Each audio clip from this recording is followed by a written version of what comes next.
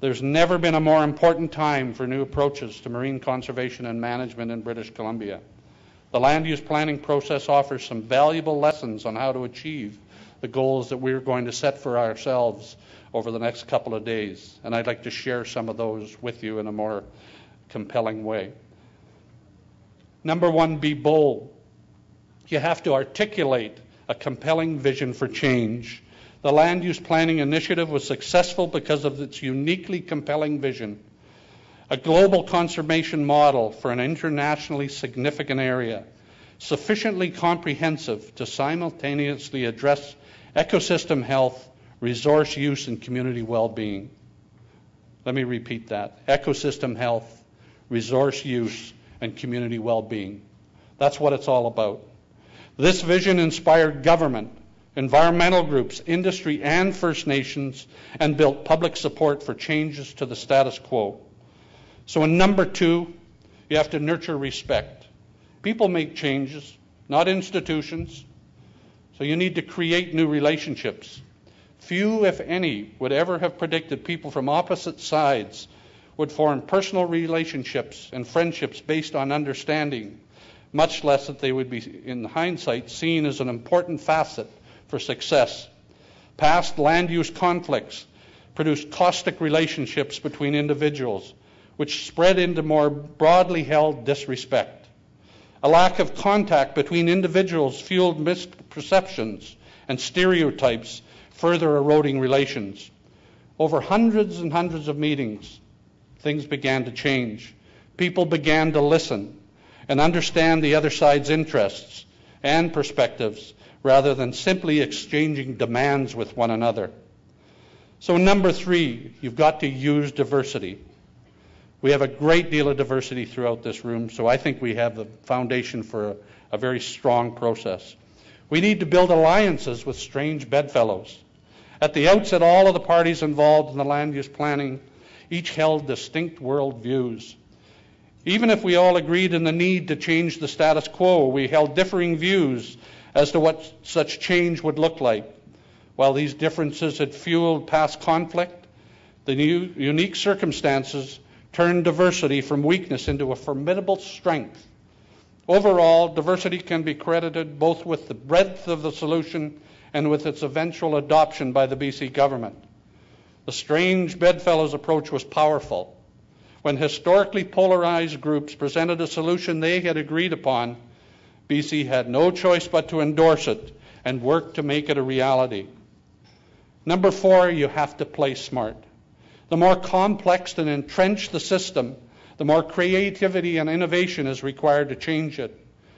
Coastal First Nations consistently reference our millennia-old cultures and successful stewardship of the land and the sea. However, over the past century, we've been somewhat negligent, and we've lost our rightful control over the areas which we're now experiencing high unemployment levels and almost no control over land or marine resources in our territories. Status quo approaches invariably lead to the status quo. Creating new innovative paths forward is the key to developing new models that will work for us in the future. A significant innovation in the land use planning process was the creation of the Coast Information Team, a group of independent scientists tasked to produce information. It was done in order to avoid the old process of arguing over who had the best information and who was right, so that all we could deal with was good information that came from everybody. Another significant innovation that we had on the coast on the terrestrial side was conservation financing, whereby financial investments in communities were linked to conservation outcomes. We raised $120 million. About 60 million of that came from outside of Canada. This is intended to jumpstart a new economy in the coast of British Columbia.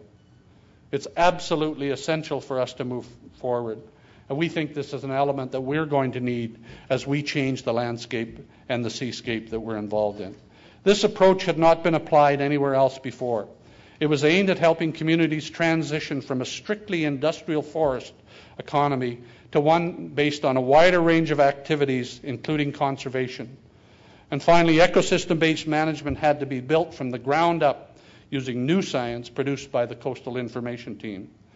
This regime offers a more sophisticated approach to planning and harvesting and considers ecosystem and cultural protection along with human well-being.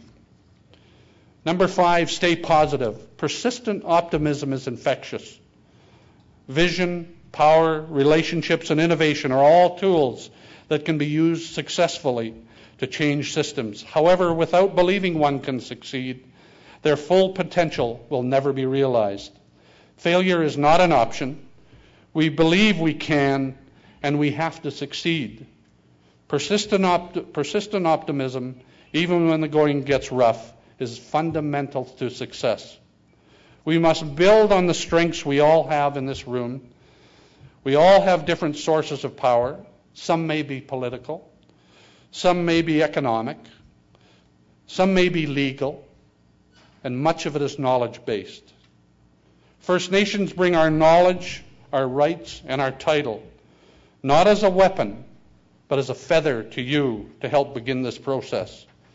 The Coastal First Nations, therefore, look forward to working with you to build a consensus to ensure the well-being of our oceans, our resources, and our communities. Thank you very much.